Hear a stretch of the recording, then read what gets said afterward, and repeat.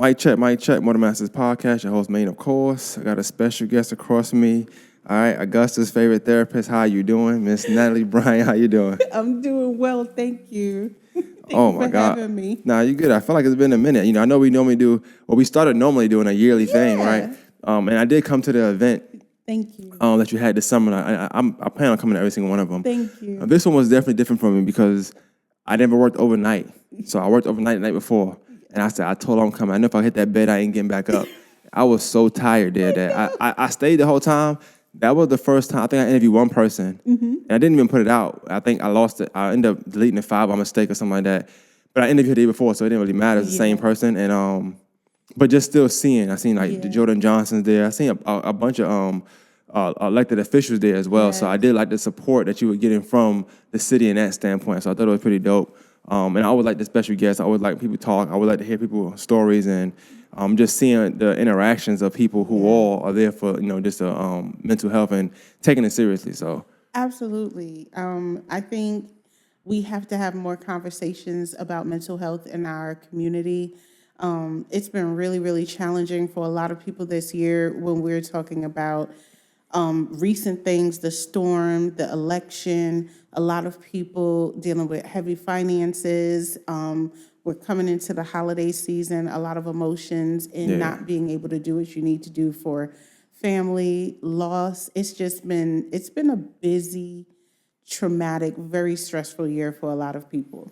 definitely, all those things actually. The difference between I guess now talking to you and talking to you in the past, which we'll get into in a minute, is that when you talk about things like loss, grieving, financial issues, and just being depressed and things of that nature, it's one thing to talk about it from a standpoint of logic and like, oh well, here's some options. Here what you can do, and and those are all fine too. It's not as bad, but then it's a difference when a person is actually going through those things, and now they have to talk through it because now you're not just facing it, face to face. It's like it's something you're dealing with. You're intertwined with that as well. So this conversation for me probably a little different just because of what I went through in that year, but also I know people that have gone through similar and worse situations.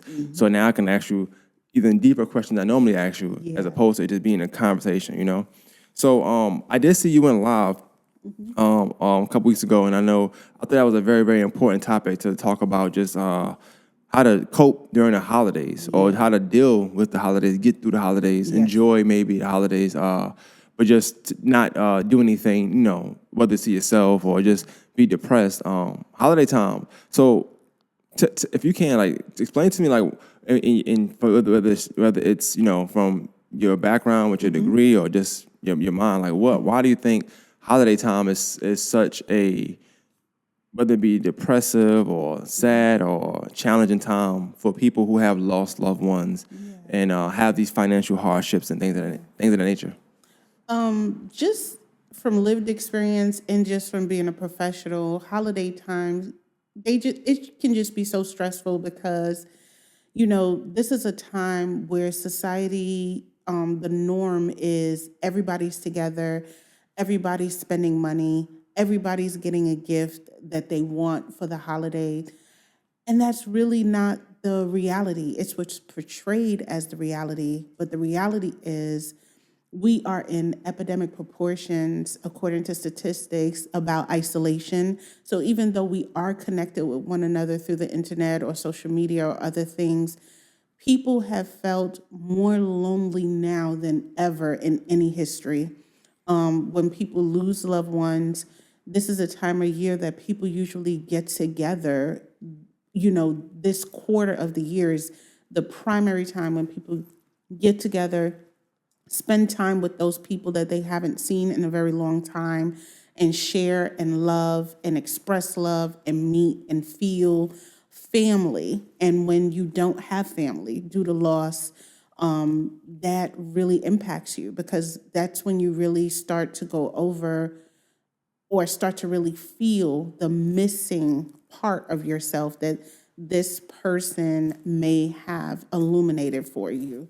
And so to see everyone else celebrating moms and you lost your mother, or dads and you lost your dad, or grandparents and you lost your grandparents, this time, it's like you grieve, but you grieve even more tremendously because everyone is together and you feel the acuteness when your person is missing.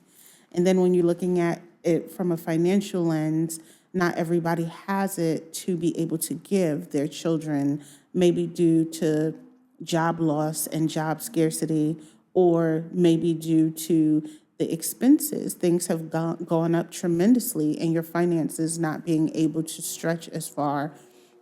So I think that a lot of people this year, and I won't say this year, but I think it's kind of been illuminated a little bit more this year, the loss or grief of not being able to celebrate the holidays in a more normative or societally acceptable way if you are not in the major number of having your finances where they need to be, or having those missing loved ones there when you usually have them there. So I think the holiday season is just a tough season if you are not in the space of the normative majority of having the finances together, having all your loved ones present, or even, just having a mood to be, or having a mood to be in a good mindset.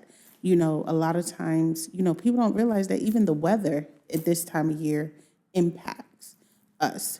Seasonal affective disorder impacts a lot of people, which I've is seen that SAD. So, SAD, yeah. which is because the days in the wintertime are getting shorter, and there isn't as much light outside. There is a chemical reaction to that where people feel more down and more depressed this time of year. So some people are even battling against their own mental illness because of the change of season. So I think there's so many facets to why this time of year is tough. But think about the people that have that issue compounded: loss, finances, SAD, all those things. So, I mean, I think now that people are becoming a lot more vocal about mental health and mental wellness, that they're recognizing these patterns and hopefully reaching out for help. So I know, like, we mentioned a lot of things. I want to kind of like, not saying dumb it down, I hate that saying, but just, with the holidays, I know it come a lot of like, stress and like expectations. Yes. I think the expectations of the holidays also, Man, yes. is a very wide barrier for some people to get over, because not being able to meet those expectations, even if it was like in the past you could have. So let's say it wasn't job loss per se. Let's say you career change, job change, income change. You still got a job, but it's not like what it was before. Yeah. So whereas now, like, you might have more time. So you scale back to get more time with your family, but now you are struggling somehow, some way to financially, because now you got the time, but you don't have the finances to cover what you used to cover. So now that expectation you can't meet that you set for yourself, probably, or you set that precedent for your family, whether it's gifts or your son, your daughter, or your kids, your nieces, nephews, whatever. I think that weighs on people as well. Absolutely. For me, I would say not necessarily in a financial standpoint, but I would say I think I know I went through a phase where, like, I thought people were looking at me a certain way because I was looking at me a certain way. Absolutely. Like I had this like I had this doubt, or this I put this cloud over my head, right, in my mind, and so everybody's responses and the actions toward me, that if I felt a way about it, I felt like it was because they were thinking, oh, he can't do X, Y, Z for me no more. So it was more so internal. Yes. But I think it's hard to gauge, because in your mind, you already got your mind made up, like, you're disrespecting me because I'm not X, Y, Z now, or you're disrespecting me because this, or I'm not. And even though I went through that, like, I will say, 'cause I spoke about this last episode, something like that. I was like, sometimes it's internal, and then when you realize that, you realize, like, you are who you are, and people weren't looking at you that way. It was more so you than them. You, absolutely. A lot of times people don't know our mind plays tricks on us. Our mind plays tricks on us. And we have to always kind of bring our mind into reality by fact checking it. You know what I'm saying? Sometimes we'll sit there and in our mind create a narrative that's not really happening. And we have to fact check ourselves sometimes. And I think that people think that every single thing that runs through our mind is accurate, and that's not true. You know, and we have to be the one to say, wait a minute, I'm not stupid. I got 3 degrees. I'm not stupid. I've built a business or I've built a brand. Yeah, I may have made mistakes, but my mind may be telling me, oh, I'm a failure or I lost or oh, this or oh, that. But compare it to the facts. My facts are showing, my history has proven I'm a person who's successful. I'm a person who's an overcomer. I'm a person. Sometimes we have to retrain our mind into the reality and compare the reality of what it is as opposed to the narrative it created in our head. And sometimes we do set ourselves up with these expectations that are not even really expectations, but we put the burden on ourselves and we don't have grace or empathy for ourselves.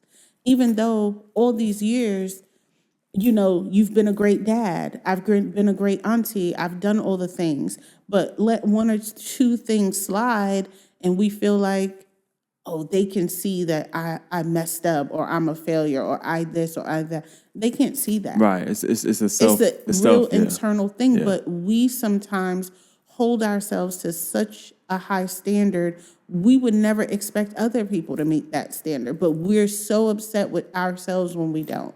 So a lot of times what I do is I talk to people when they're struggling with those types of things. I'll say to them like, hey, you know, I'll ask them, do they have a little brother or a little sister? Or I'll ask them if it's their mom or any person that they love, that they have real love for, real passion for.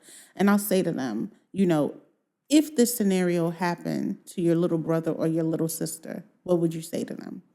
Or your mom or your aunt, what would you say to them? You know, or even your dad, what would you say if they were in a place where they have always been, always produced, always been, and this year was a little bit different and they felt some sort of way? One of the first things you would say to them is like, are you kidding? Look at all the things that you've done. Look at all the people that you've helped. They will bring to their remembrance all of the wonderful things that they're done. And they'll say, I'm more than satisfied with just you or just this or whatever. You don't need all that other stuff for you to have value in my life. And a lot of times, you know, we perceive our value as something that may be financial or something that may be our ego or our pride or what other people see, our role in our jobs. You know, we may see our role as a parent. That's what we want. You know, we want people to see ourselves, but that doesn't make up who you are. It's just a role. It's just a job. It's just, you know what I'm saying, a characteristic. We're more into, what are your values? What are your core values? That's what we love about you. How do you show up for us every day? But sometimes in our mind, we trap ourselves in this mini aspect of ourselves when we're so much more than that. I definitely, I can say for me, I think I did the same. Even though like I went through like a job change, let's say, and it was the same thing for the most part, but it was one of them things where like you get, and also we get so tied into the comfortability or the longevity of something that we had, right? So you know that's all you know that. And then when something changed now, you know, it might, even if, so for me, I had the same position for the most part. It was still like in management, still a boss, but it was just like, you go from like, you know, kind of like being in like a certain circle to now you gotta like, you outside of a circle, you know, or you're in a circle, but you just feel like this ain't even what I was just not, it was just foreign to me. But you made a good point of like, and with the job thing is, sometimes that becomes a part of your identity. But and it's hard sometimes too because people know you from that job. They know you from this job. Oh yeah, you from here, and like you're reminded of it every time, or you know, and it's like or you got to ask questions about this, that, and third. So sometimes that can play a part as well. But I do think, even with the parent thing, like if you're a parent, like you're a mom, you're a dad, but also you're some more than that. You're also a brother. You're also a son. You know, you're also somebody looks up to you. You're somebody's neighbor. You know what I'm saying? So you just never know, like, what all you are. You put it as one thing. Absolutely. And then when that one thing you can't meet your own expectations or whatever, you feel low. But like you said earlier, like it could be 5 different identities that you have to somebody, and out of all 5, you hitting 4 of them. Yeah. So it's 80% really that bad? Like you down on yourself, like you're doing like a 10% job, Exactly. and you really doing 80%. Absolutely. But you willing to like get upset. I had to tell a girl the other day. She was saying that she was like, yeah, because I can't do this, I can't do that, and I was telling her like, well, yeah, but you did it for like 6-7 years straight. Like, what's the big deal? Like, okay, so What's one the time issue? you can't really do it. I mean, I don't know, like you do it every day, you Yeah. know. But even like you said, I can say that, but at the same time, a person when you going through it, it's like you can't give yourself that same information. You can Yes. give it to somebody else, but when it's you, and I Can't think do I don't want to be like be too hard. You tell me you the therapist, so Yeah. like I was telling somebody the other day, I was like, some people they fall into the they like it. I don't know if they like to live in it, like to wear that jacket, but the woe is me Oh yeah. jacket. Oh yeah. That's not a jacket I like to wear. You know, Yeah. I like to hear somebody wearing. Yeah. But I get that everybody different, so Yes. sometimes it's not that, but to the outside looking in, I'm like, damn, do anything good happen to you? Exactly. Because I like your life. You know, I don't know if you don't like it, but I like You your don't life like a little it, bit. but I like yours. You know what I'm saying? Listen, a lot of times people cannot see, like you said, they can't see how great their life is because, like I said, the mind plays tricks on us sometimes. And, they've never had a lived experience to be without or to be in lack or to be in a different circumstance. So they can't convey anything different than what they know. And if they put themselves in a place of learned helplessness or in a place of woe is me or whatever, and that's been where they lived, and people have kind of fostered that in them by encouraging them or sitting and hearing the stories over and talking over now. and over again or Man, listen. doing those things, then that behavior really isn't going to change. I think that's a good thing to bring up as well, to like the environment that you're in, the people you're around, like the conversation you have with people and why. Yeah. I say why because I think sometimes some people, they'll pick certain people to talk to about certain things so that they can get certain answers that they want to Absolutely. get. Not they don't want to hear anything that's gonna be like Nothing it's gonna be okay. They don't want to hear anything that you got to challenge yourself to do. It's like they want to hear what they want to hear. Absolutely. And they know who exactly to call Yep. for somebody want A to be on their side. You know what I'm saying, and just say, oh, you're not wrong, or Yes. you're not doing anything wrong. Keep doing what you're doing. And they know who not to call to say, oh, nah, you're wrong. You got to do this way. This is what you're supposed to be doing. Or to say, like you said, hey, you got a good life. You set this goal, and you met it. Okay, now you're not where you want to be at, but you done made 3 goals earlier this year. Absolutely. You attained all 3 of those goals. Made 3 more. Attain those. Made 3 more. Attain those. Next thing you know, you 15 goals in, and we not here no more. But they don't want to hear that. They want to hear. Yep.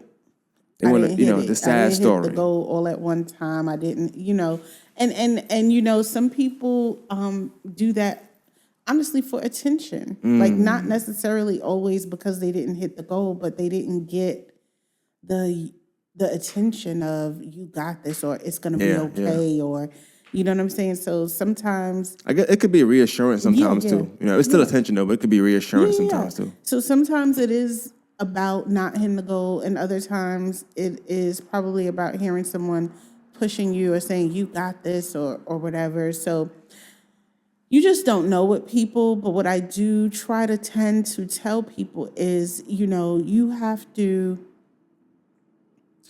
try to be the best you can be in whatever capacity the best you looks like in in your mind. The sad thing is we have to be mindful of what our mind presents is the best you.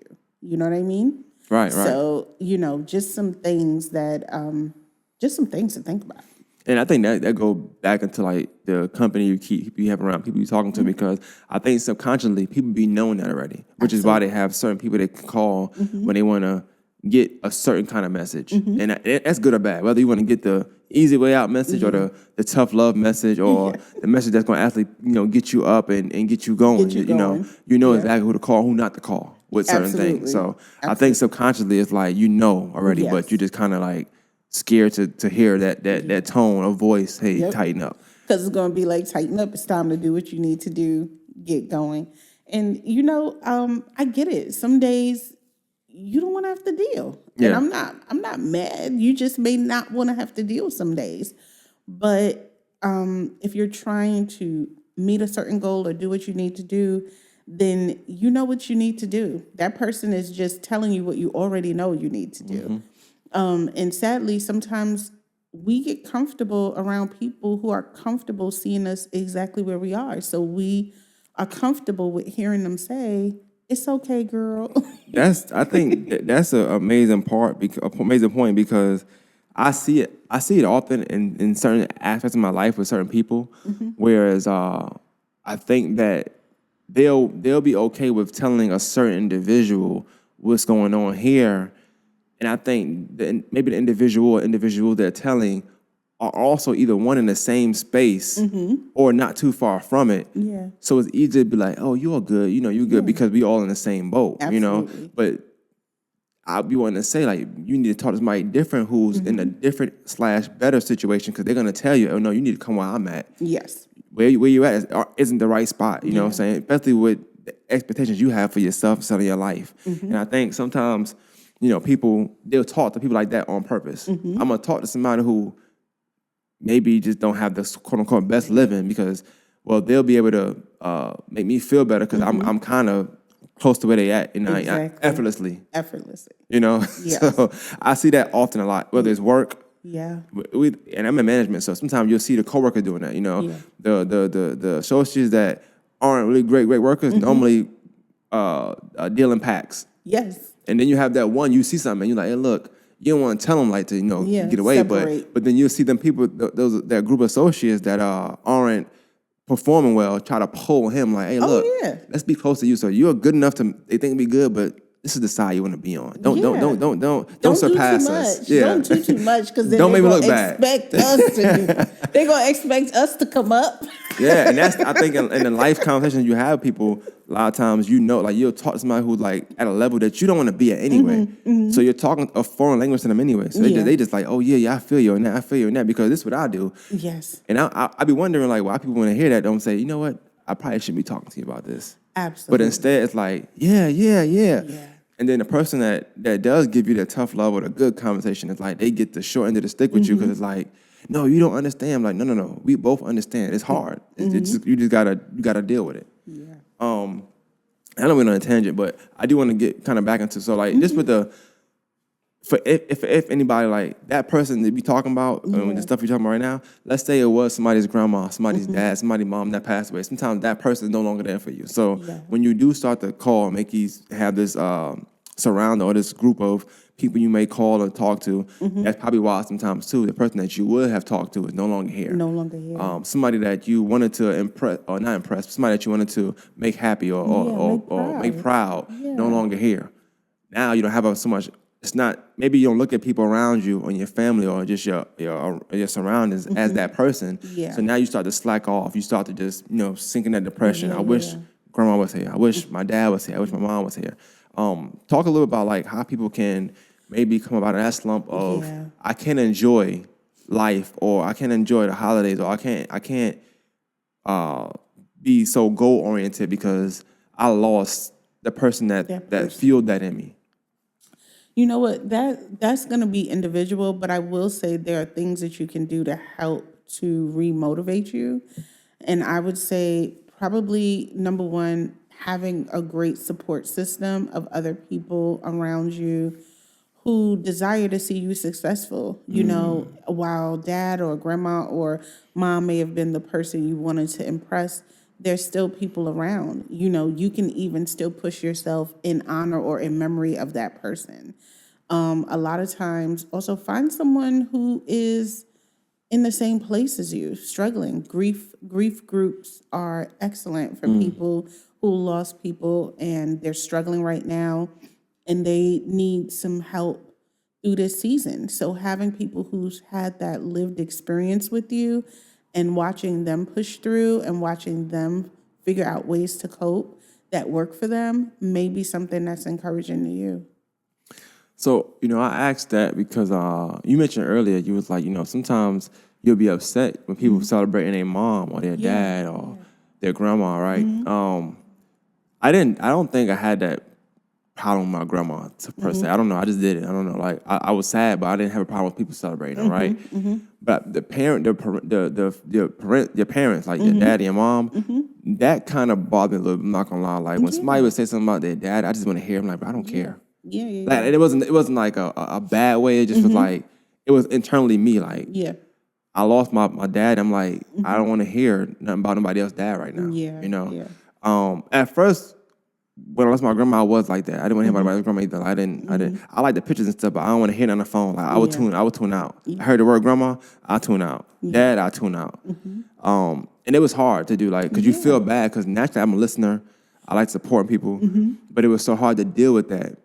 I've always been this person though. I've always told people this. Anybody that know me would say, like, when you got parents, I always told them, if you got a mom and dad, whatever, like I'm especially mom. I'm so like pro mom. I don't care what kind of relationship y'all got. If she raised you, I always say cherish her. Do what you can. Like just be there.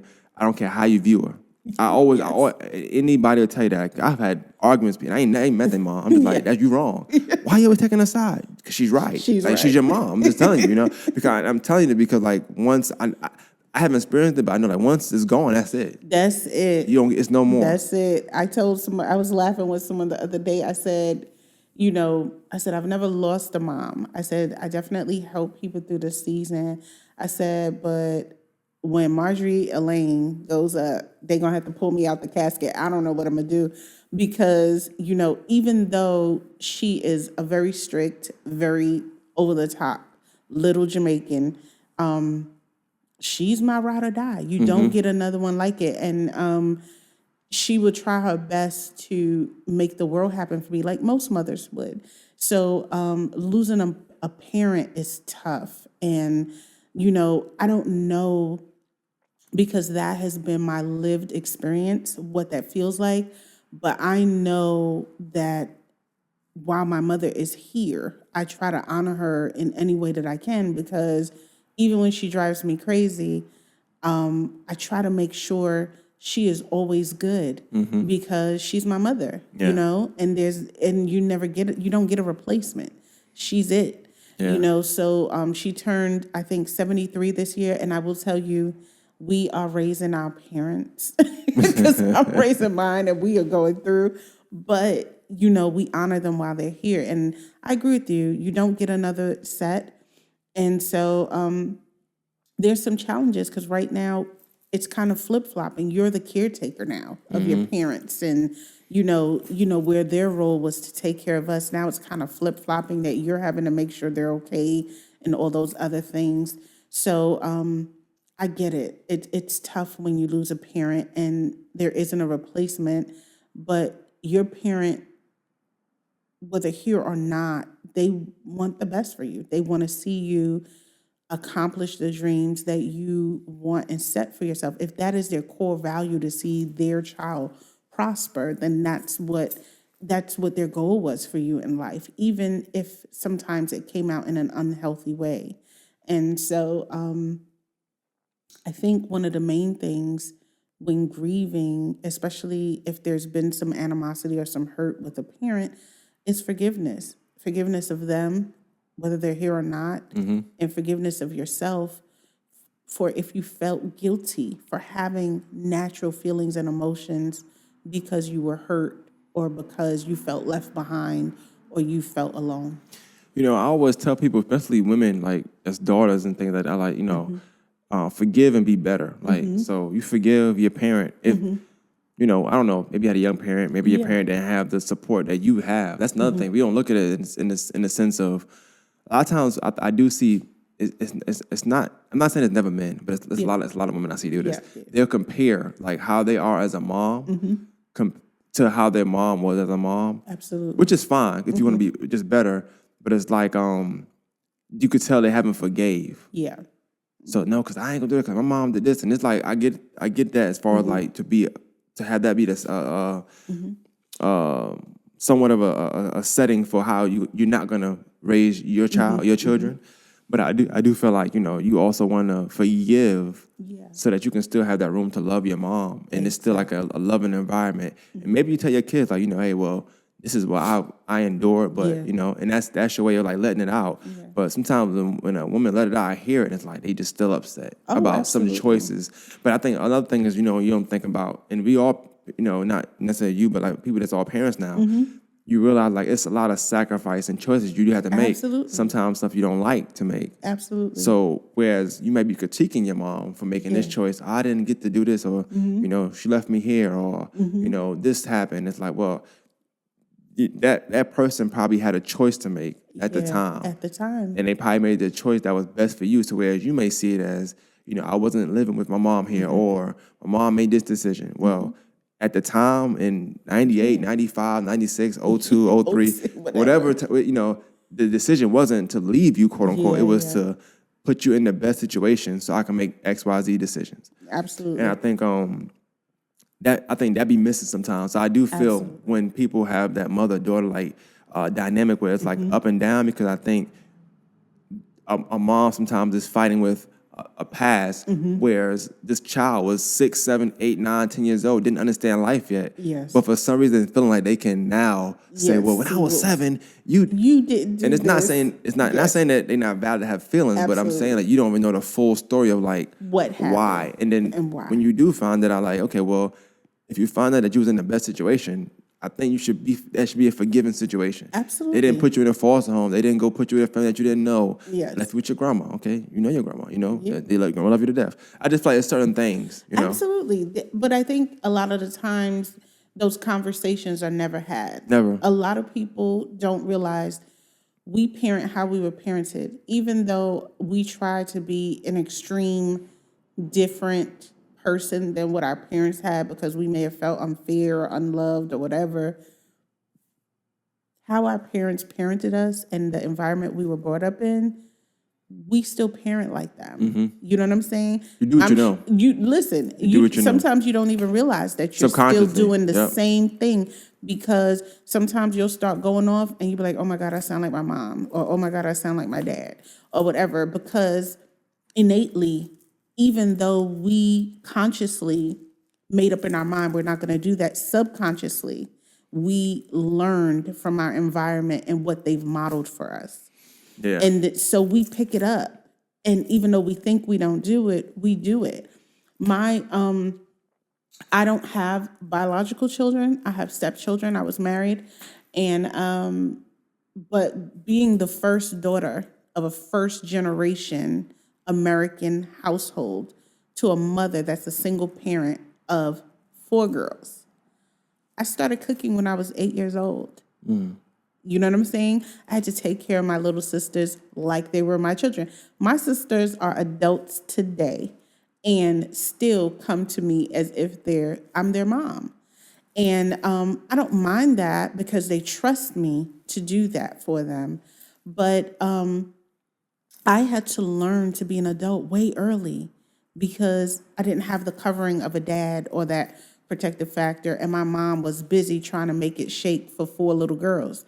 So when young people were having young people issues, I was running businesses. I was running a household. You know what I'm saying? I was doing all of those other things. So, a person's lived experiences and the things they have to do and sacrifice, like you said, as a parent, my mother sacrificed time with her girls to work 16 hours to make sure the mortgage is paid. You know what I'm saying? I sacrificed aspects of my youth to support a mom who was trying to keep us taken care of. Wasn't, I resent, That was our lived experience. Yeah. And we had to do what we had to do to survive. And a lot of times, young girls or young boys in these situations with parents, some of these moms are in survival mode, or families, fathers are in survival mode trying to make it happen. And sadly, sometimes the kid's perspective, and you have to think about that too. Just a caveat, your perspective as a child, you miss a lot of things. A lot. You interpret a lot of things. And you're not privy to a wrong. lot of information. Yeah, and you're not privy to a ton of stuff. So the Mainly decision, because you're a child. yeah. So in your mind, and the crazy thing is, when you have a trauma as a child, you get stuck at that age in that trauma. So if you experience that thing as a trauma, guess what? You're stuck in that age at a trauma, and it may not be the whole picture. Right. And you're stuck there your whole life. Yeah. So we have to be mindful of our perspective, of the circumstance, the situation, and what was going on at the time. And sadly, I don't think, like you said, even though our parents may be apologetic or whatever, as a child, we didn't have the whole picture. Mm-hmm. And we shouldn't make a whole judgment for the rest of the life on someone that you have very limited time with. One thing I do see, like I said, and sometimes it's a jealousy thing too. I see, trying to say it verbatim, but I've heard it multiple times. I would say, so I can say it. Whereas, if, the mom had this kind of help, well, now you got your kids, so you want your mom to be that help that she had. You know what I'm saying? Like, well, grandma did it. Why you can't watch why you can't? And now you're frustrated because you feel like, well, you got to do X, Y, Z, and maybe they're critiquing your parenting skills. You're like, well, why don't you do what grandma did for you so I could, X, Y, Z. So it's a lot. That family dynamic is always tough. Everything we talk about right now is all family dynamic stuff. It's like, but it's all stuff that it's unspoken a lot of times too. And then we both speaking in like a very soothing, regular tone. Yeah. A lot of times, if we brought a mother and a daughter up here, they'd be screaming in 2 seconds. 10 just minutes. because the child think their perspective is right. The mom is like, but you don't know this, and now they hurt because you felt this way. And you said that happened when you were 7 years old. You 29 now, 20, 30, 34. Yeah. You ain't said it all these years, so would you hold them ahead for 20 years? Now they feel away. It's a lot that go on with it. It does. There are clinicians. I know one in Atlanta. Her name is Ann Dillard, and she has a whole practice that focuses in on just mother-daughter relationships. Yeah. Because it can be so chaotic. It can be so challenging for mothers and daughters. And, it definitely gets a lot, but there's so much with that. It's such a heavy topic because you have to realize, too, grandmothers got a chance to be grandmothers back in the day. Nowadays, everybody's working. Back in the day, grandmothers, they weren't really going to work like that. They were home. But one thing I will say, it's like what I'm saying. You say, I know you said something about caveat, but another caveat earlier that I'm thinking about now, what you say is like,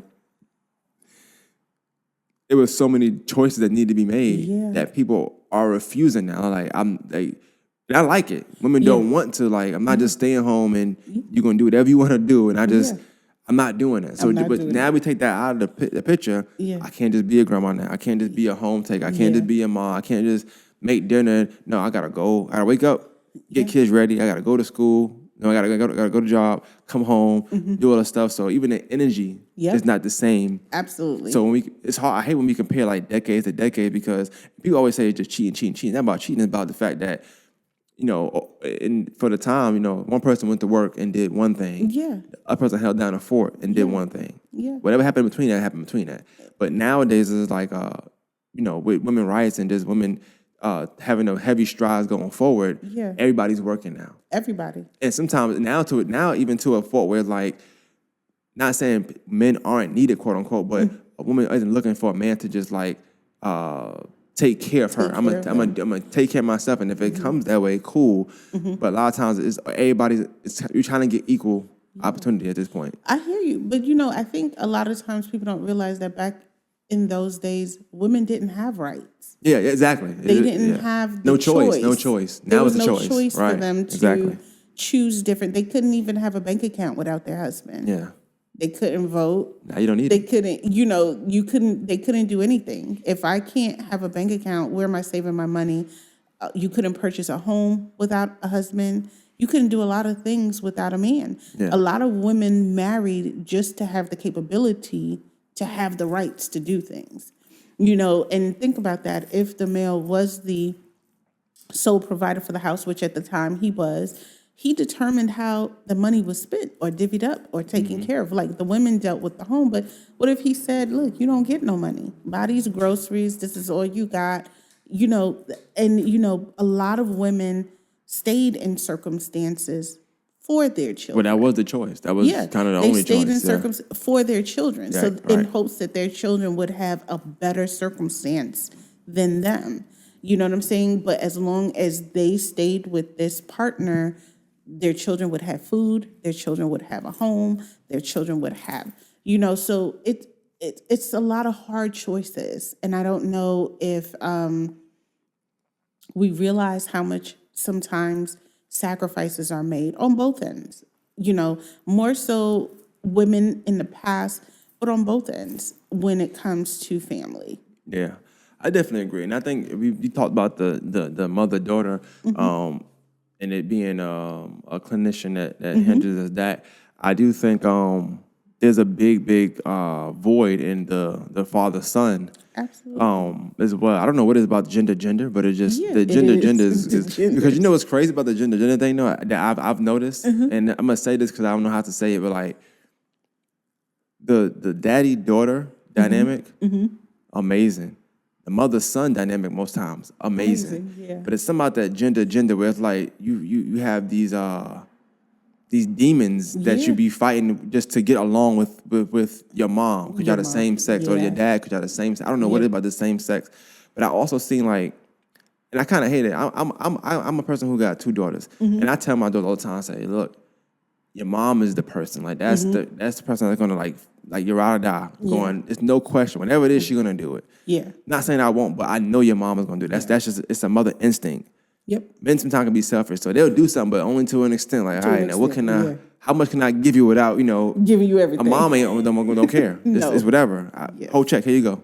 You need it, right? Yeah. But I say that because sometimes you have this dynamic where like you have I've seen where daughters cherish their dad so much. Like, not saying they shouldn't, definitely do. I'm a dad. I can't say no, but you have a daughter like that cherishes their dads, and their dad didn't live in the household per se. Maybe didn't like take care of them like every day. Saw them every other weekend, maybe holidays, maybe here and there. They were just enough to be Just around, enough. feed the money.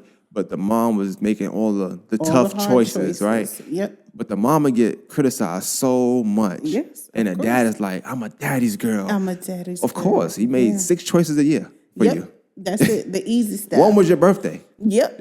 Yep. And mom had 365 times whatever choices per day she had to make. Absolutely. And I always, and even if your mom wasn't like, it was 365, it's still more than what dad had to do. But I feel like that dynamic, I always hate when I see a person really like, not saying praise their daddy, but just overpraise and underpraise the mom, where the mom had to make the tougher decisions because a lot was left on her to make these decisions. And then that person will criticize that parent, but won't like heavily criticize the other parent who went off and did whatever. Probably had a whole other family, whatever the case may be, you know what I'm saying? Whatever they did. But it's like, that's me. Yep. And I've seen it so many times in life. It's so weird. I tell people all the time,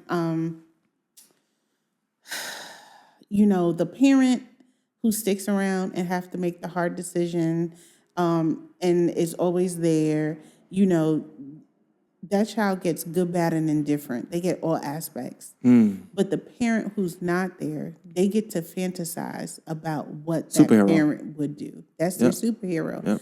I crazily call it the phantom leg syndrome. The leg is not there, but you still feel the leg. You still feel like the leg is there. The parent isn't there, but you still feel like the parent is there because of some sensation, not necessarily the use or the purpose of the leg. And sometimes with the missing parent, you feel like they're there because they show up, or that sensation of them showing up. And even in those moments, they may not even stick around a long time. They just may stick around just enough, but you felt like they were there your whole entire time. And the parent, the one that stuck with you, the one that fought with you, the one that did all the things, did all of that for your betterment. but you struggle with respecting and loving them because they had to be the disciplinarian. And a lot of times they talk about discipline as a derogatory statement when the definition of it is to teach, Yeah, teach and shape. teach and shape. But but they won't praise him for like, you know what? I got through school. I know how to behave in certain set. I know how to read the room. Read the room. That was that discipline that you were receiving. Now you know how to read the room. You know when to not speak about certain things. Your tone, your attitude, your expressions. You know what you can and can't say in certain setting. Like that all stems from that. But you rarely see that be praised. It's just like, she used to whoop me, or she was so mean. And like, no, she was shaping you. Absolutely. You needed shaping. Absolutely. But, but that was just something I thought, like that whole dynamic is, it's definitely, it's odd, but we do see it a lot. I can say in therapy, like I told you, and she has like a whole focus in on mother-daughter relationships and stuff like that. So it's something that we see quite often in father-son relationships. And so I definitely get it. I would say with the father-son thing, I spoke on it a few times.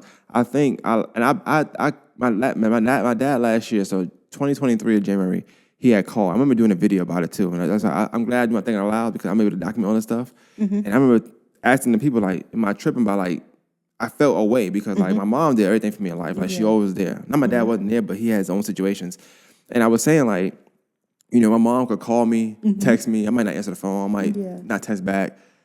And then she'll see me like, yo, I called you three times. I text you. I'm like, what's up? What you need? What you need? This is my mom. She'll do anything for me, right? Yeah. My dad, I don't hear from a year, 2 years. He called me, oh, what's up, Dad? Like, it's just that quick. Yes. No question about it. Like, what you need? I'm mad at him, but I'm talking to him. So I'm like, and it's like, I always felt like even that was like, I couldn't explain why. Like, I asked them, I said, why is it like that? Why is it like? Because that's a person that you desire to have connection and relationship with. He's your dad. Yeah. You want him to see you. You want him to see value in you. And you want him to know that you are open and available for relationship. I think I was fooling myself a little bit at the time because even though I had a right to be upset about certain things, it just wasn't that big of a deal. But I do think that I but intentionally like try to distance myself. It was just something you really never could really do. Yeah. But last year, like I took care of him. I drove him everywhere he needed to go. I bought him stuff. All up until he passed last December, and which was yesterday of December. That was made a year, and on my third birthday of all days. But what I'll say is like that year, I learned that I was so much a lot like him. Like I started to understand myself a little bit. Like why I get so aggravated so quickly. Yeah. Then I started watching. I'm like, okay, this That's is hereditary. where I get it It makes sense. Or like why when I'm telling a story, I got to tell 5, 10 different stories in one story to make that whole story make sense. And then one day he called me to the room and was telling me a story. I didn't understand what the hell was going on. All just to tell me like, yo, you the man. I love you. I love the man you became. You the man. I'm like, okay, I don't know where this was going, but cool. Cool. But I see that in myself. When I talk to my daughters, I might pull over and talk to them. I said, damn, this is my dad. My dad used to do this. He used to pull over and just talk about stuff. I'm 7, 9 years old. Don't even know what he's talking about. He's but like, you know I wrote your he's mom a letter. Should I give it to her? I think not. She got a boyfriend. I don't think you should do that. I You know don't what I'm think saying? you should do it. But it's just like talking like my kid's an adult. But I remember not having him for a couple of years, and I remember a lot of those conversations making sense. Yeah. So I did like that, and I kind of do the same. But I said to say, you initially you feel like, you have this thing toward your parent. They could have did more. They could have did more. But once again, I don't know what kind of choices he was going through. Absolutely. Decisions he had to what make. decision he had to make. I don't know. What was going on. I know what I saw, and I was a kid, so just a caveat story, I guess. I get it. I remember seeing him leave the day he left, whatever. Yeah. And my brother was, I don't know where he was at. My sister was there. I said, Ty, Daddy leaving. She started crying. She go talk to him. I don't know why. I know it was the current events that happened. Like, they had an argument one day before or something. I don't know what this, but like, I'm a kid with a little bit of information. A little bit of information. Little bit of information. And I just was like, why you left, bro? Like, why you left us? You know what I'm saying? Yeah. Not knowing, like, well, maybe he didn't leave. Maybe he got kicked out. Yeah. Maybe she said, I'm done with you. Yeah. Maybe it wasn't like a choice he had to do. Absolutely. I don't know. But you be having this disdain, or you feel like, you wasn't there when I was 16. Well, he couldn't be. Legally, he just couldn't be there for me. He couldn't be there for There's you. nothing I could do. And I felt like he was fighting a lot of battles with me, at least, and to no avail. But then, like, I say that to say, when I talk to people now, I tell them, like, let it go if you can let it go. Yeah. Because once it's gone, you really can't. And we was good, don't get me wrong. I'm happy enough to say that we was really close, you know what I'm saying? So I didn't have, all of us, he became my brother, all that stuff. But I say it to say, like, do it while you can, because if you can't do it, it's gonna really eat up. I still get eaten up by the fact he's not here, but I know it eat me up more if I knew that. I feel like I didn't do all I could have done for him. Absolutely. Until he passed. So I try to tell anybody that got, parents, definitely take care of them, honor them. Listen, my dad probably left when I was 6 or so. And even though, he and my mom, they didn't really get along or take tea, my mother is an absolute firecracker. And he couldn't take all of that firecrackerishness.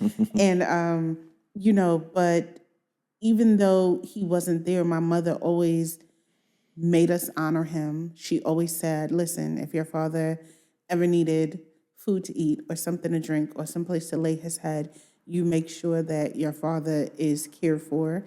And even when she didn't feel the best about him, she tried. In the beginning, it was a lot harder, but later in life, she tried to speak a lot more positively of him. And sometimes, it's really difficult to be a single parent. And so, of course, frustrations come out, everyone gets upset, whatever the case may be.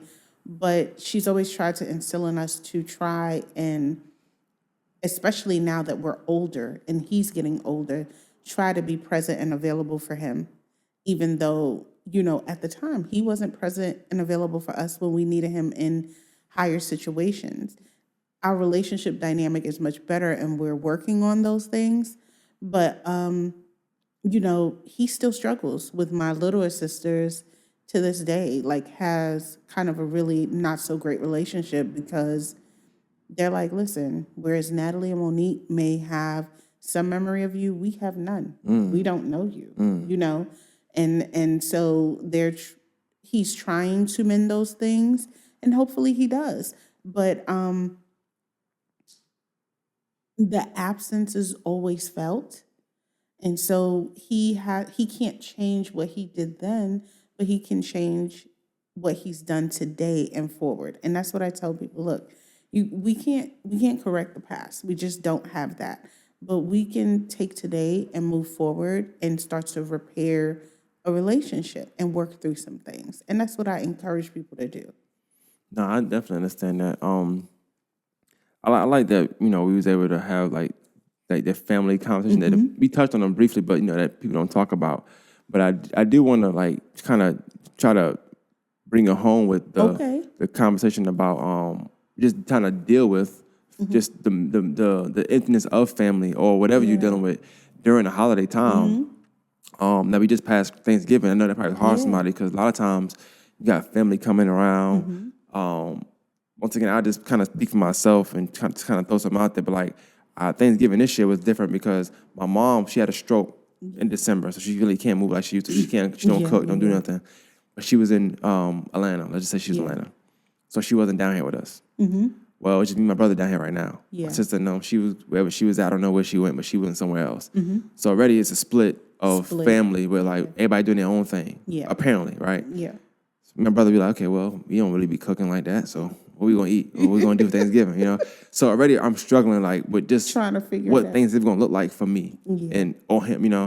And then I kind of got out of character a little bit because like I remember like a girl came down and I was like, well, we'll be together, whatever, right? But she doing, like she said, what she normally do with her family. And so she was doing with her family and stuff. I'm like, okay, well, that's What just am me. I gonna do? And it was very depressing, just like, I ended up getting upset a little bit. I'm like, yo, what's going on? Why am I alone? You know what I'm saying? But I understand it. I understand it now. I didn't understand it then, but I understand it now. I was being a little selfish too, probably. But I say it to say, you get jealous a little bit where people are going to like these bigger families or having a family, what you want to call it? It's the word that's tradition that they normally do. Yeah. But I don't have that no more. Like Yeah. I had it. My grandma was here. My uncle was here. They all died year after year after year. You know, Absolutely. and it's like we don't have that togetherness That you did. amongst my close knit family. Siblings, You know, that we probably should. So it's like even watching, even being in the room where I did spend some time with them, right? Where like they having their own little tradition. Oh, look at their phone. Look at this. Yeah. And I'm looking, but I'm trying not to be jealous. But my mom, I'm like, damn, bro, like I'm probably doing this with. Yeah. We could be doing that, you know. We could be doing so it's that. kind of hard to not show it Yeah. because you don't want to ruin nobody else. And that's another thing. I'm like, cool. I'd rather be alone. I'm be alone on holiday time, right? Yeah. And this is why I think the loneliness comes from on holiday. We want to be alone because I think deep down you don't want to ruin Somebody else's the holiday for somebody else. Yeah. Yeah. But at the same time, it's just not the same for you. For you. So I don't want to be around it either. I don't want to. Whereas I don't want to ruin holidays for anybody. I don't want them to ruin it for me either. Yeah. You know. Yeah. Well, I think that when situations and dynamics like that change, you have to change with it. You know, and I know that's easier said than done, but sometimes you may have to be the catalyst to pull everybody and everything together.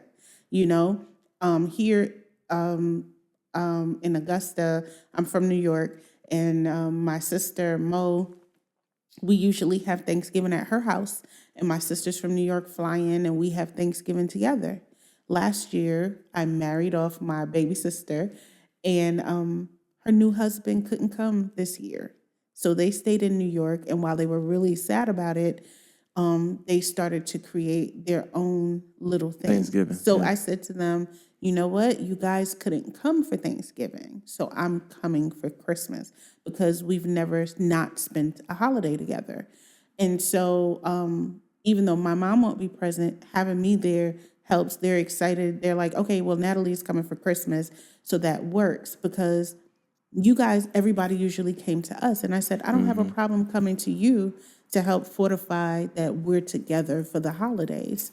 And so while my sister here is a little bit upset because I spend it with her, I said, hey, you know, they don't have anybody. I'm going to make sure that they have that. So sometimes we have to stretch ourselves and, you know, extend and sometimes create our own traditions. You know, maybe you be the person, you're not the biggest chef, but maybe you create your own Friendsgiving or where everyone brings something and you guys meet up and you have kind of that experience where you have people that you care about or loved ones and you all create a new type of tradition where you're not sitting in that lonely space. I had quite a few people do Friendsgivings this year. You know, Thanksgiving, maybe with your partner, going and spending that time with her family and then asking, hey, well, maybe next time, can we try to do something tradition, even if it's not spending the whole evening, but maybe that daytime, we have our own little setup and then we go over to the bigger family house in the evening time or whatever. Yeah. So I think it's like, come back to what you said too, for anybody that's struggling with this per se, like far as like not wanting to celebrate the holidays with people or be alone because it's not what you're used to. You miss your grandma, you miss your dad, your mom, your family's passed, or you live somewhere else. They're creating your own or, you know, trying to create something like it or some tradition. But I think it goes back to what you were saying earlier as far as like, you know, a lot of times we are like goal oriented. We know that we can do certain things. So instead of being down about something, realize like what attributes you possess and you possess the attribute to change things for you or put yourself in a better situation or to be very, you can adapt. Yeah. So adapt to this new normal that you're going to have to deal with because it's not going anywhere, you know. Yeah. These people aren't just coming back. Yeah, they're not coming back, yeah. Adapt to whatever and create a new normal or create a late Thanksgiving like they created for you coming up.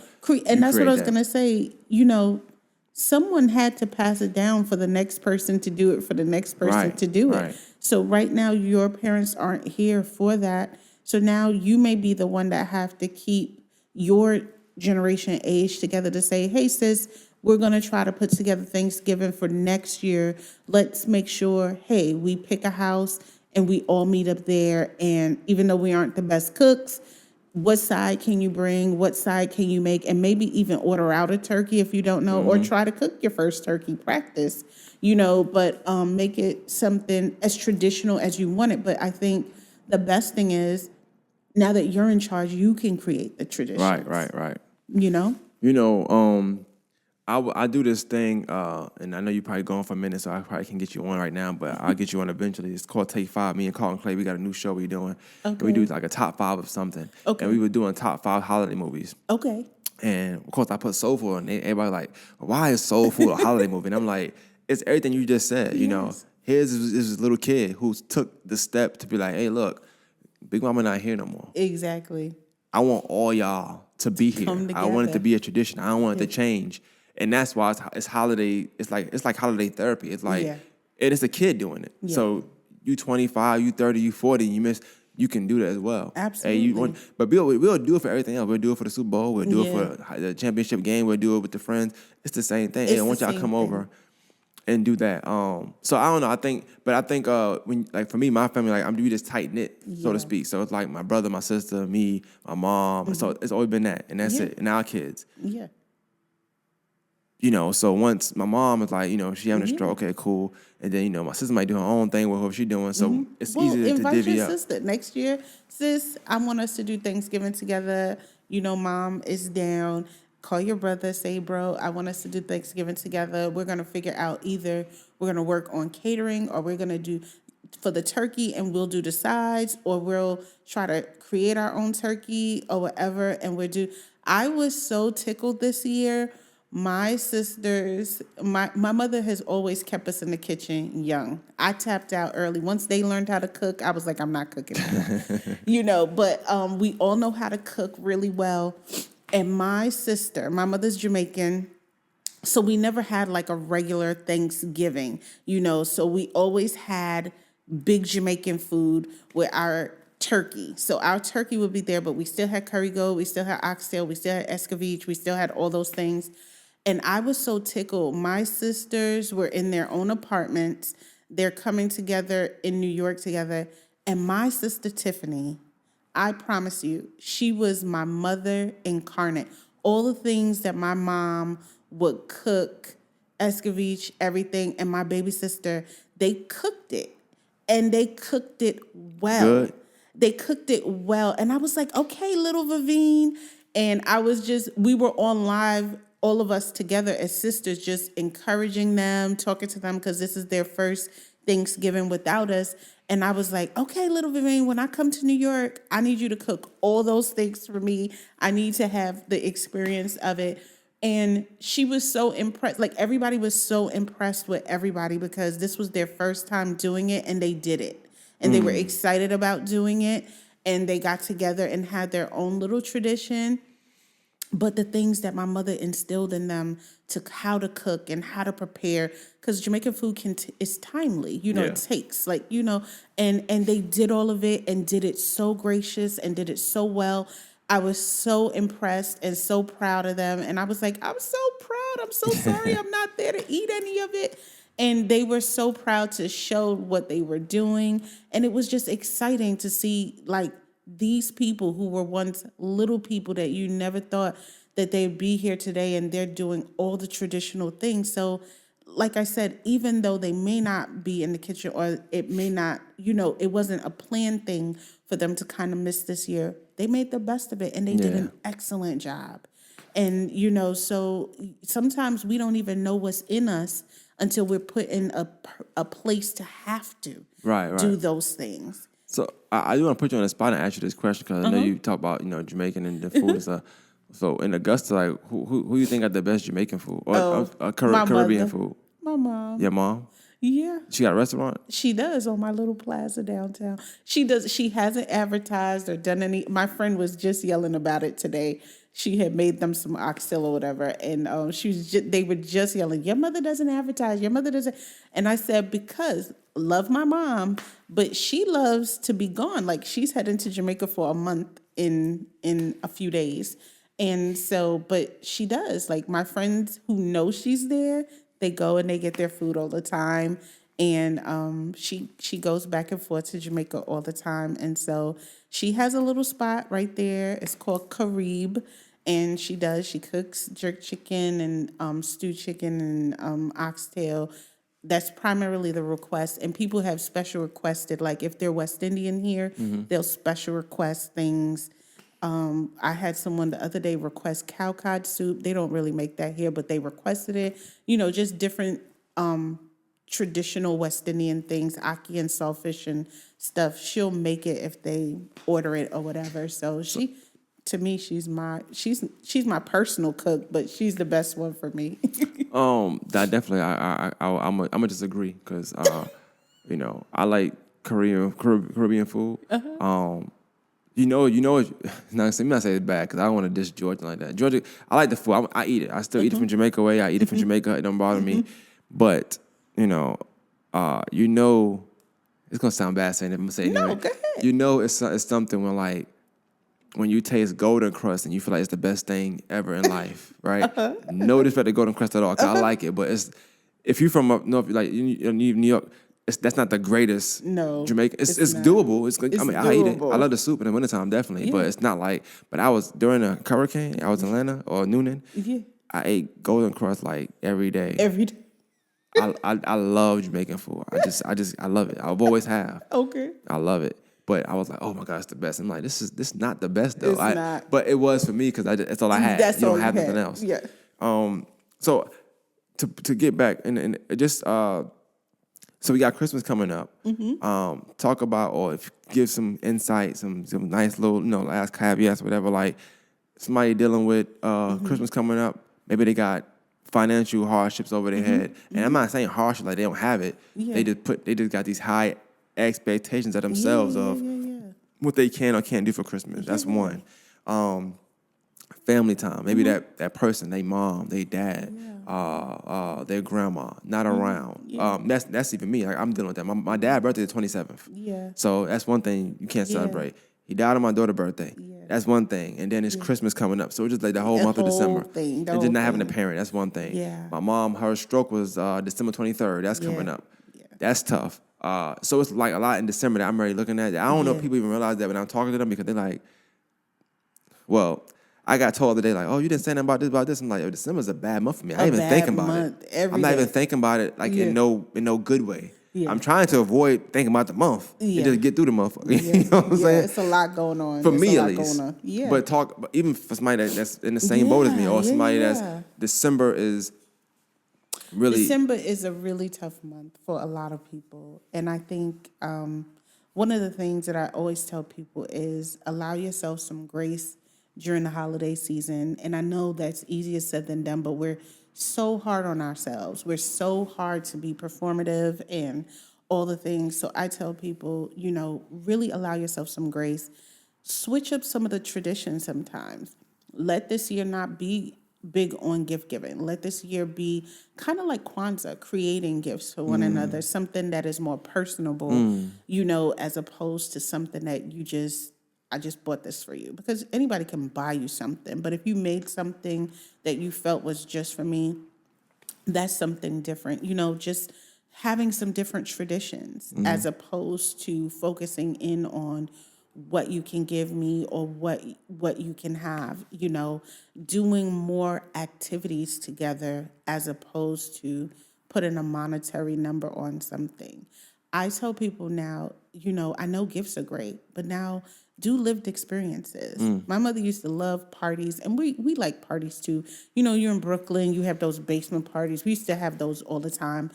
And as we got older, we did have parties, but I said to her, Mom, although parties are great and you've been to all the islands, I said, but you haven't had any lived experiences or traveled anywhere else.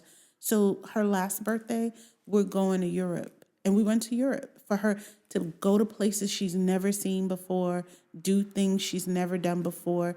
And she was just so excited. She was like, oh my God, I went to Italy and I went to France. And, she'd never seen some of the things, and she's like, she said, when you're a person who come from a little island like Jamaica, sometimes you can't think of or fathom anything outside of that. Right, And then right. you come to a place like America and you hear about possibilities, and America is so big, you don't see all of that. But then to go to a whole different country and see something different. So maybe create some new traditions where we may not exchange gifts, so we may travel. We may not, even if it's a road trip, we may do something different, create a friend gift exchange, have, I know it's more like a girly thing maybe, but maybe you could create It a is. man thing. But I was saying like have a pajama party, but maybe it's not a pajama party. Maybe do like I'm out in the wild or something, go hunting or something, but create a friend activity together because I can almost guarantee you there are plenty of people who don't have places to go or people to celebrate with or time. So create a network of people who are struggling this time, and you guys be there, be present for one another. I think that's amazing what you just said. Like create a network because like you may not want to create some things. Okay, cool. Yeah. But maybe or hear or see in your timeline Yeah. somebody you friends with who Yeah. also you can spot that depression, spot Yeah. that loneliness, that isolation. Maybe y'all all get together and do your own thing. your And own like thing. where it's like nobody pressuring nobody. Yeah. Y'all just doing your own thing. Y'all, it might work out better that way because y'all want to be isolated. Maybe 2 hours y'all gonna do this. Yeah. I think that's a good idea too. Yeah, do and- some things, and it doesn't have to be a long, dragged out thing, but it's something that gives you something to do. I wanted to say something on the memories thing. Yesterday, the Black Chamber of Commerce did their end of the year recap meeting at Via. I can't think of the name, but it's right across the street from California Dreaming. And it's a day program for people who deal with dementia or have early Alzheimer's. And I said all of that. I said that because an amazing fact that I didn't even really know of is that Black people, they have been shown to show up double when it comes to dementia and Alzheimer. They said they don't know why, but according to statistics, we show up almost doubling other cultures and other races when it comes to dementia and Alzheimer's and things like that. And I thought about, man, what about all those lived experiences that these people are going to forget and never get to share and never get to. I said, we need to start to learn how to create better memories and also create better ways to remember traditions and lived experiences and things like that. So create some new traditions, new lived experiences, and new exposure to new things. That way, people can record those things and you can have those things that you can remember, even if you go through something like Alzheimer's or dementia, who you once were or what you were about or what family you had or what activities you did.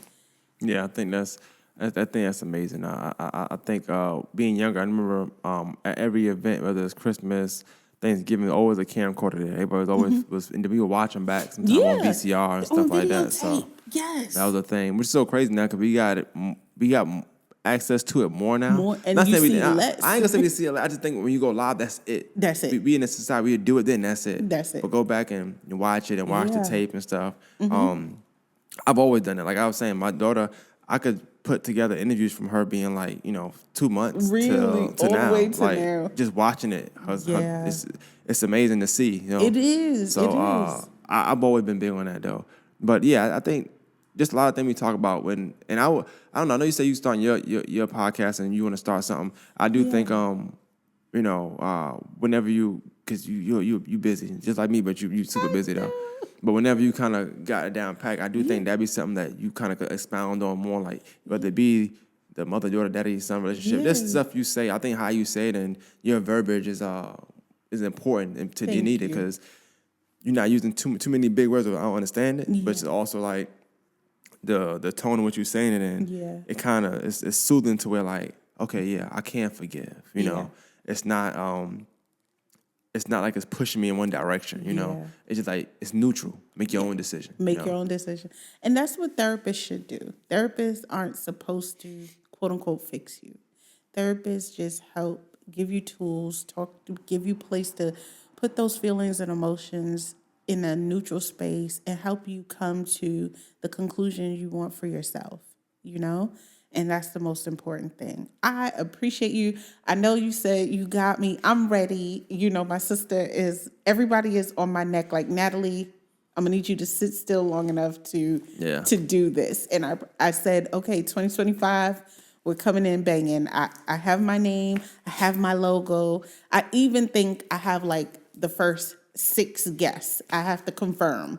But I do plan to do it and be better. I'm gonna have you come mentor me. Yeah, I got you. I think timing is everything too, though. So I mean, you know, but I'm gonna just tell you because I always tell anybody else. I tell them just do it. Like, even logo, name, all that stuff. Like, it's important, but just do it. But the main thing is getting people to grasp that's something you're doing and then wanting it. Yeah. So give them a taste of something, like you go live or you do whatever, Yeah. and then people like, I like that, Yeah. and then you reel them in. That's why even this, like that conversation, it was just, you know, it's conversation, and then they're like, I like her, I want to, you know, talk to her about this, and they see more about it, you know. So that's the main thing for me. It's just more so just doing it, just putting it out. Sometimes the stuff I think that I put out, I'm like, I'm gonna just put it out just to put it out. Instead, I know I got 3, 4, 5, 6 text messages and people sharing it and making their own. Can I screen record this and put it out? Yeah, do your thing. You're not knowing, but you don't know what somebody going through. Listen, I love this podcast.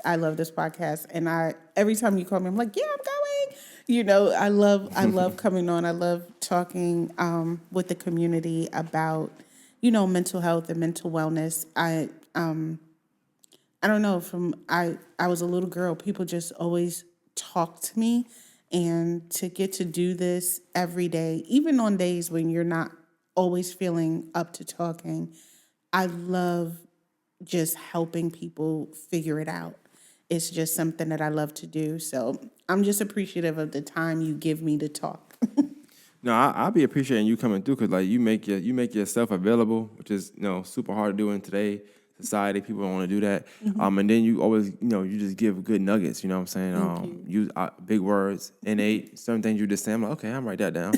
I don't stop you all the time, but I might write it down. But I did think this was important because I just want people to I'm glad the convo we had, because I feel like we didn't just make it all about the holidays per se, but it's things you can talk about during the holidays too. So even if you don't have your mom or your dad or whatever no more, call your cousin and you can talk about some of the stuff we talk about. Hey, yo, cuz, you know what's crazy? Like, you know, we always said about our pops, and then have that kind of conversation. It's just everything we talked about in this I Want Some Change are really like hour, 2-hour combos you can have in the barbershop, at the dinner table, in the living room, with your peers on the phone. And I think that's important too. So even if it don't bring you closer to your family, it can put some other thoughts in your head to think of some positive ways to look at your life, positive way to look at the dynamic you and this family member had. Whether you like it or not, okay, what fault did I have?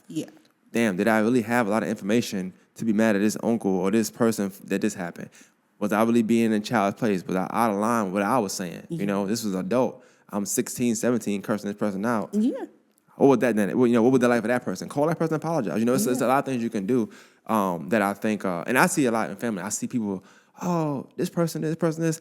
I notice that a lot of times in family, the people or persons that steer you right, that don't back down, that give you the truth, the honest truth, and that want the best for you, even if that means you're gonna be upset with what they're saying. People really push those family away or avoid them.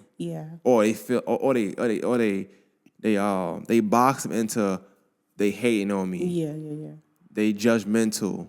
They this, but really that family member just wants like the best for you, but also they understand a lot of these choices you're making. They seeing something different. They seeing somebody who continue to make the bad choices, or they can't stay in one spot, or that just run from the first sign of trouble.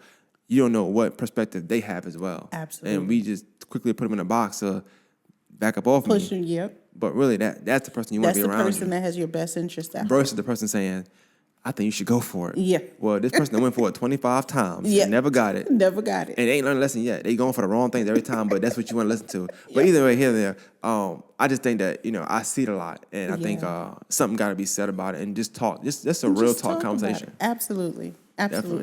I'm hoping that we do more things about mental wellness, because I don't think things are really at this time going to get much easier, and people have to learn better coping skills to deal with all of what's coming.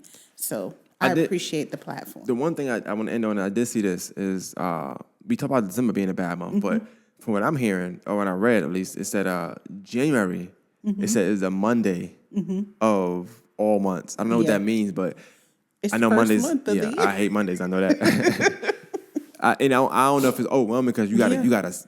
Society tells us we have to set goals for that year. Set goals for the year. Like, it's pressure. It's the first. You don't have no goals set. Come on now. We got a vision board party to go to on the 5th. You got to get ready by then. You got to be ready. I don't know ready. if that's it. I don't know if it's like, could you setting these goals and you seeing where you at now, you're like, damn, are these attainable? So is that weighing on yourself? Or the goals that you set from last year that you didn't accomplish. Last 5 years. Now you're back. Yeah. Trying to lose weight, you gain 50 more pounds. All the things. A lot of things, you know what I'm saying?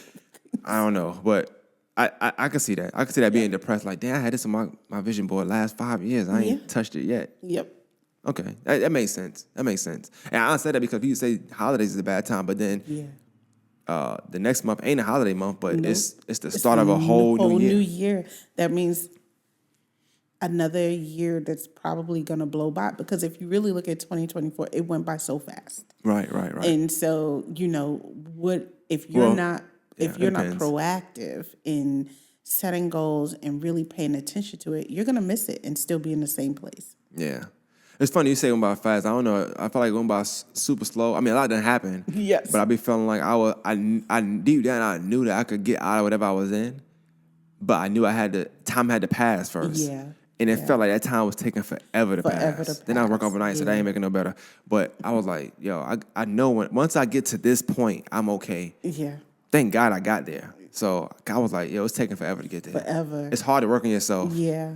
And because someone like trying to lose weight, right? And you're checking the scale every day. Every day. It's going, but it's not going like you want it to go. Because you keep looking every day, you know? So once I close my eyes, which I probably shouldn't have did, but close my eyes, and you let things happen. Yeah. Sometimes that's good and bad, depending. You're on autopilot.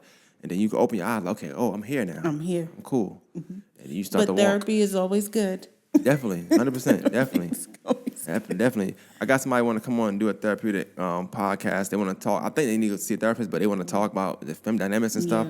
I'll send this to them. Hopefully, they kind of could, look in what I'm saying. I don't want anybody to come on here and talk about somebody or just think they could just vent, because that's therapy. But I'm not a therapist. Yeah. And I don't, like I said, once you put it out there, it's it. So if you come on here, you talk about your mom and say she wasn't a bad mom. I say she was a bad mom. Is that and third? It's out there. It's out there. So when she go, it's out there. It's out there. You know, and so I want people to really.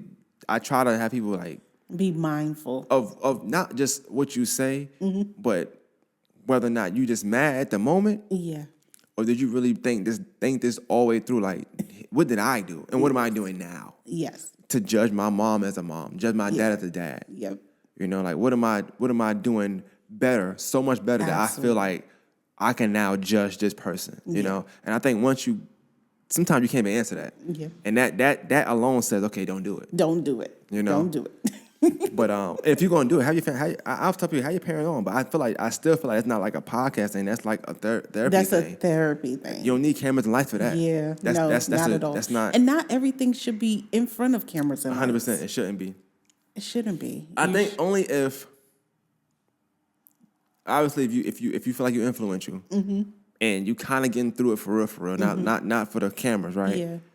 And your goal is to push that mother-daughter relationship, daddy-son relationship, whatever. Absolutely. And y'all able to do it in a setting where it's influential, meaning like people gonna see it and want to do it. Yep. Then I'm all for it. But just to do it, just to say, look what I said about my mom. Look what I don't want a part of that, because then your mom want to come on here. This ain't my thing. This is a lot, and you know what? You don't want things said that you don't want out, so you just don't do it. That's the thing about that closet, because once you open somebody else's closet, they can open yours. Everything gonna fall out. And sometimes it ain't even worth it. Yep, it's. That's why you have it at the family and keep it in the family. You go from there. Keep it in the closet. But, tell them where they can find you and and how to contact you. Yes, so you can go to my website, which is www.restoringharmonycounseling.com. You can also find me on Psychology Today with my name, Natalie Bryan, LCSW. I have a nonprofit called Pearls. We are pearl.org. We do our Mentally Wealthy Summit every single year in July for Minority Mental Health Month. It is free to the community. And the office number is 762-383-0083. I definitely appreciate you for coming through. I'm trying to put this out tomorrow. You know, I don't play games, so you know. I'm ready. Yeah, man. One Message Podcast. This was definitely a nice family talk. I liked it. I'm gonna call it family ties or I don't know something, but family. I know that for sure. I like the convo we had. I feel like everybody can listen to it. As we was talking, I felt like I seen my sister, I seen myself, I seen my cousins, I seen my friends, I seen so many people that I'm pretty sure they like, you told me? Not really, but you know, I just seen so many people as we were speaking. Yeah. That I know they need to watch this. Absolutely. You know? Definitely. You know what? People need a healing space and place. And so, you know, I want to encourage and nurture that. And sometimes we don't feel like we have people in our corner. You know, you have to remember we come from, especially Black people, we come from community. We come from, you know, just always kind of being together and gathered and stuff. And I find that so many people feel so alone and isolated and spread out and just siloed that they don't recognize that they do have people who care. So hopefully this encourages them to reach out and at least be there for somebody else, and in hope somebody be there for them. Definitely. I do want to say on camera to you this last thing. I keep saying that, right? I hate when we gotta stop talking. But and the battery is not. It must be doing good. I don't know what's going on. It haven't died yet at all. It told me 70 minutes. It's been 80 some minutes now. Oh, wow. So I don't know. But I do a thing called Thinking Out Loud. I do a podcast, but I do Thinking Out Loud where it's like it's just me talking. So I'm at 112, 114, I think, pieces I done put out. Wow. Okay. As time went on, I went longer, but you know, it's just little pieces you talk about, whatever. Okay. I do think that'd be something good for you to do as well. Yeah. I say that because you say you got 6 guests, and there's nothing wrong with that. That's perfect. Guests is good. But I will say, as I've done this, people love the guests. Yeah. When you start giving pieces of yourself, it makes it better. Then they start loving you a little bit, right? And it's not necessarily that for you, but I'm saying like, with your level of vocab and just smarts you have with certain topics that you're gonna have, I think also sometimes the way you can have a guest, sometimes you're gonna have to tackle it. What you're gonna find is this. Yeah. For me, it's easy. I let you talk. You know, you do your thing. Some guests, they it's about them. Yes. Like you ain't getting no words in. Edgewise. So sometimes you're gonna have to like have a pre for that. So if you're gonna do, I don't know, dogs in the park, let's just say that. You're gonna have a dog going on there. Maybe you talk about it first, you know what I'm saying? And then you had that person on. Okay. Or afterwards, you know, you do yours afterwards. I do that. I'll talk to you. Yes. And then after, something we didn't expound on, I might expound that a little bit. Okay. Next time, so they can get my take on it. Got you. But I do think that's something you should do. Just because your voice is soothing, I think it'd be nice. It'll be helpful. Yeah. Okay. I'll do that. I take all feedback.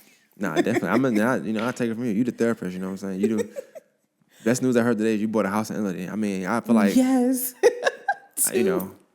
Yes. So, how are you renting them out, or what you do? Like, you just vacation actually, homes? I had bought them. You know, I love how balanced life seems to be in Italy, Europe, and I just thought it was a great avenue for self-care. I didn't think about renting them, but every time I say it to someone, they're like, would you rent it to me so I could stay there? I said, listen, my house is in Sicily. It's not anywhere where it's super popular. It's in the mountains, but I love it there. She said in Sicily, not popular. Sicily is probably the most popular. Sicily is popular, but I'm just saying my location is a little further away, but I love it there. And we have a good time. In the summertime, we have such a good time. And it was really just for me to have balance. You know, they have siesta in the middle of the day. So you work in the morning, in the middle of the day, like every single thing shuts down for a couple of hours. And then people go back in the evening time and have dinner with family and stuff. So if I was to just let's say I came across a bonus, I don't know. I definitely know who to call if I need to go. I want to go to Italy. I ain't got to buy no hotel. I'll just call you. Call me, friend. Okay. Sicily it is. There you go. Sicily it is. All right. More than Master Podcast. We are. Bye.